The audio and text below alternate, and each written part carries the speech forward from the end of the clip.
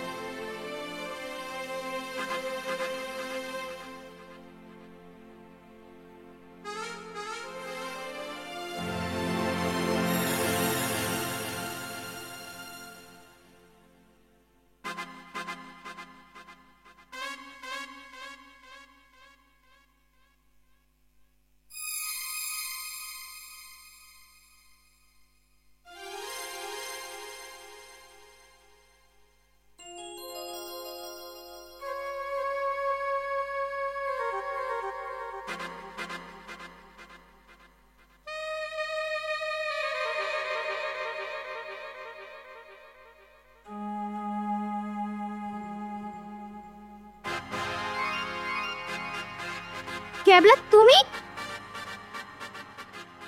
তুমি আমার বাড়িতে কখন এলে? আমি আমি অনেকক্ষণ হেঁটেছি। এই তুমি বাড়ির ভেতর এলে, এই থালি টেন করলে, আমি এখানে বসে বসে সব দেখেছি। শুধু তাই নয়, তুমি যখন পুকুরে স্নান করছিলে, আমি লুকিয়ে লুকিয়ে তার দেখেছি। তুমি না খুব সুন্দর, আমি তোমাকে বিয়ে করবো। মুখ সামনে কথা বলো ক্যাবলা, তুমি প্রধানের ভাই বলে যা খুশি তাই করবে, আমি কিন্তু সেটা মেনে নেব না। বেরিয়ে যাও আমার বাড়ি থেকে, এক্ষুনি বেরিয়ে যাও। যাবো বলে তো আতিনি।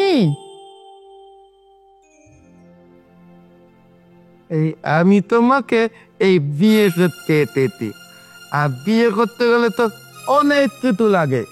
ওই রজনীগন্ধার মালা, এই মাথার টোপর, তারপরে সিঁদুর, এগুলো তো কিছু নেই। চলো এখন এই ফুল চোদ্দাটা ঠেলে ফেলি। ছেড়ে দাও ক্যাবলা, আমাকে ছেড়ে দাও প্লিজ।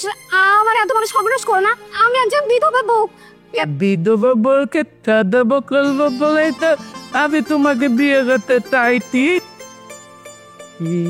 আমাকে ছেড়ে দাও ক্যাবলা, আমাকে ছেড়ে দাও। আমার এত বড় সর্বনাশ করো না ক্যাবলা, আমাকে ছেড়ে দাও ক্যাবলা, ছেড়ে দাও। ছি, আমার ভাই যেরকম একটা জঘন্য কাজ করতে পারে আমি ভাবতে পারিনি। তবে তুমি চিন্তা করো না রীতা, তুমিও চিন্তা করো না রাজীব। আমি বাড়িতে যাই, যে আচ্ছা করে মার মেরে ওকে আমি উচিত শিক্ষা দেব। তা মানছি প্রধান সাহেব, কিন্তু তাতে তো আর এই রীতা তার ইজ্জত ফিরে পাবে না। তাই আমরা গ্রাম থেকে সবাই ঠিক করেছি, এই রীতার সাথে ওই ক্যাবলার আমরা বিয়ে দেব। বিয়ে ক্যাবলার সাথে? আরে তোর কি মাথা খারাপ হয়ে গেছে রাজীব? সে একটা হ্যাবলা ক্যাবলা ছেলে, সে এখনো বিছানায় পেচ্ছাপ করে, প্যান্টে পায়খানা করে ফেলে।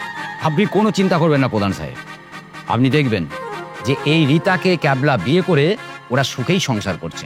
হ্যাঁ, আর একটা কথা, আমি এখন রীতাকে নিয়ে চললাম, ক্যাবলাকে খুঁজে বের করে আজ ওদের মন্দিরে বিয়ে দেব। আর আপনি বাড়িতে রাত্রে বউ ভাতের আয়োজনটা করে রাখুন। একটা কথা মনে রাখবেন কিন্তু প্রধান সাহেব, বউ ভাতের বদলে যদি আপনি অন্য কিছুর আয়োজন করেন, তাহলে কিন্তু গ্রামের সব ছেলেদের রূপটা আপনি আজ খুব ভালো করে দেখতে পাবেন। চল চল রীতা।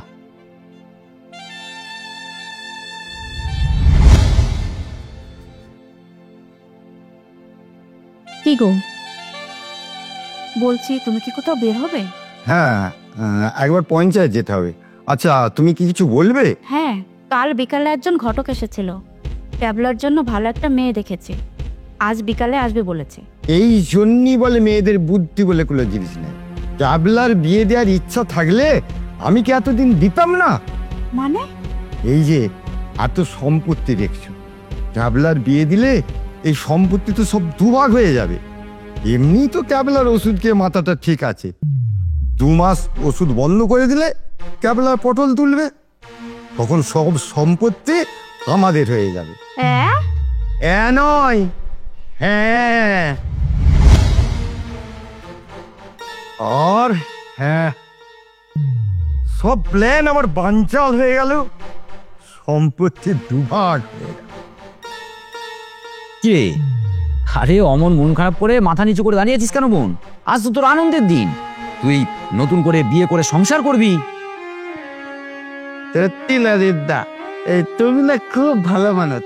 এই এই তুমি ছিলে বলেই এই আমাদের বিয়েটা হলো, নয়তো ওই আমার দাদা বৌদি আমার বিয়েটাই দিত না। না রে ক্যাবলা, ওভাবে বলিস না। তাছাড়া আমাদের গ্রামের সকলেই জানে যে তুই একেবারেই সম্পূর্ণ সুস্থ, ভালোভাবে সংসার করতে পারবি, শুধুমাত্র একটু তোতলামি করে কথা বলিস, এটাই যা। আর তোর দাদা বৌদি যে এই সম্পত্তির জন্য তোর বিয়ে দিতে চায় না, এটা আমরা বুঝতে পেরেছিলাম, আর সেই জন্যই আমি এই নাটকটা করলাম। কিরে ক্যাবলা, এরকম গাছে হেলান দিয়ে মন খারাপ করে দাঁড়িয়েছিস কেন? কি বলি বলো তো ললিতদা, এই সবাই বিয়ে করলে ঠনটার করতে, আর আমার দাদা আমাকে কিছুতেই বিয়েটা দিচ্ছে না। এই ব্যাপার, এই দেখ, তোর যদি মত থাকে তাহলে আমি তোর বিয়ে দিতে পারি। এই সত্যি বলছো ললিতদা? সত্যি তুমি আমাকে বিয়ে দেবে? অবশ্যই। শোন, তোর কানে কানে বলি,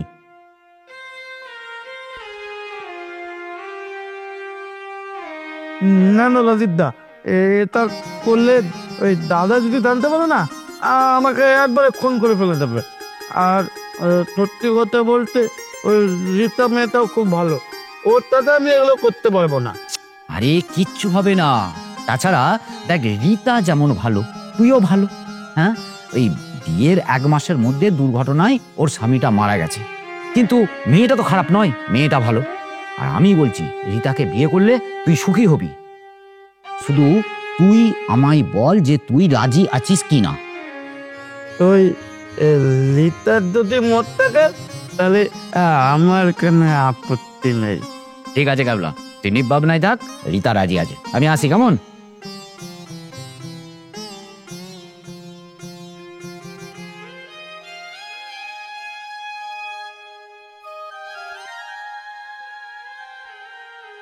কি রে রীতা, এভাবে মন খারাপ করে বসে আছিস কেন?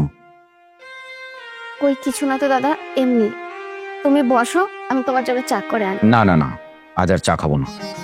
আমি যে জন্য তোর কাছে এসেছি, শোন, আমি তোর নিজের দাদা না হলেও প্রত্যেক ভাই ফোঁটার দিনে ভাই ফোঁটা দিস, রাখি বন্ধনে রাখি পরাস। তাই আমি তোকে বোনের মতোই ভালোবাসি, আর তুই আমাকে দাদার মতো।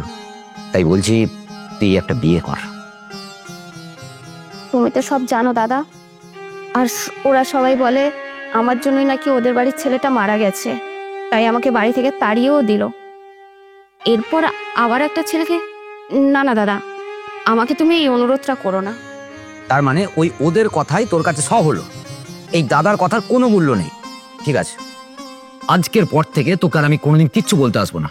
আসি আমি। প্লিজ দাদা, এমন কথা তুমি বলো না। ঠিক আছে, তুমি যখন চাও আমি বিয়ে করি, তাহলে তোমার যেটা ভালো মনে হয় তুমি সেটাই করো। এই তো, এই হচ্ছে আমার লক্ষ্মী বোনের মতো কথা। তাহলে শোন কি বলি।